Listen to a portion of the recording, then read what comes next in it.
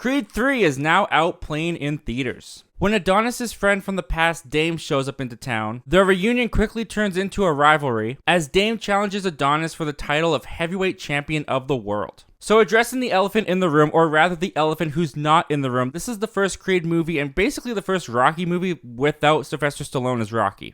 Now, going into the movie, I was a little bit nervous about that because Sylvester Stallone has been so open about how he's very unhappy with the direction they were taking Creed and not being a part of this film. But watching the movie, it makes total sense why Sylvester Stallone isn't in this movie. It doesn't really feel like there is a place for Rocky in this story because this is a very personal story to Adonis Creed.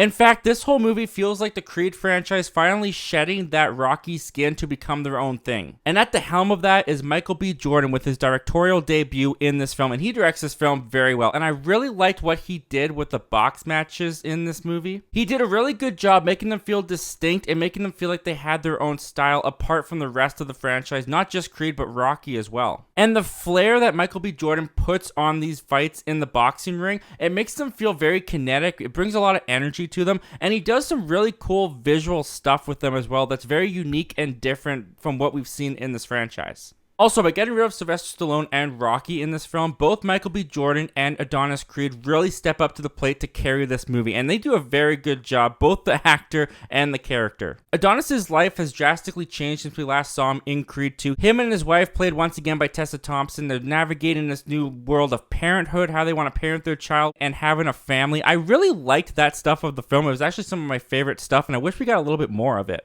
And Michael B. Jordan and Tessa Thompson were great together in this film. I never really cared that much about their relationship in the previous Creed movies, but now that they've kind of kicked Rocky out of the way, I think it allowed Tessa Thompson to shine a bit more and have more scenes and things to do within the movie that I thought that their dynamic was some of the best it's been in the entire franchise up until this point. And then, of course, you've got our big bad with Johnathon Majors coming in as the villain. And Johnathon Majors, once again, great performance. He's just coming off of Quantumania. I think he did even better in this film. He has a lot more to work with for sure. But the film has to set up this dynamic between Michael B. Jordan and Johnathon Majors' character. They're supposed to be friends reuniting, and then it's supposed to turn into a rivalry. And the way that the film is able to execute this, I thought it was done well enough. I can't really say that I ever got emotionally invested in the conflict between these two, but it was definitely interesting enough to keep my attention for the majority of the movie. And that's kind of another thing with Creed 3. Like, technically, this is the 9th Rocky film. And when you get to a 9th film in a franchise that kind of repeats and does the same kind of things over and over and over again, it starts to feel pretty predictable and formulaic. And that's definitely how Creed 3 felt to me.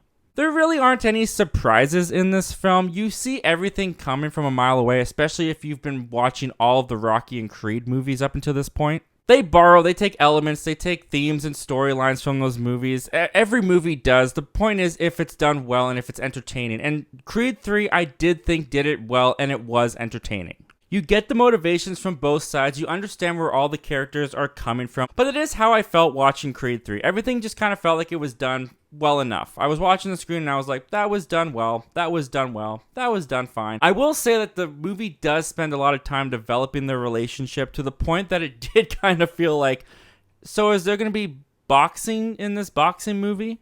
And of course, like all the other Creed and Rocky movies, the film builds up to the final big boxing match by the end. And the ending of the film I thought was good. It was kind of underwhelming, to be honest. But that kind of goes back to what I was saying. This film isn't breaking any new ground. It's not anything you haven't seen before. It's very predictable. It's very formulaic. It's what you like from the Creed and Rocky films that you've seen over and over and over again, just done in this film as well. And it's done good.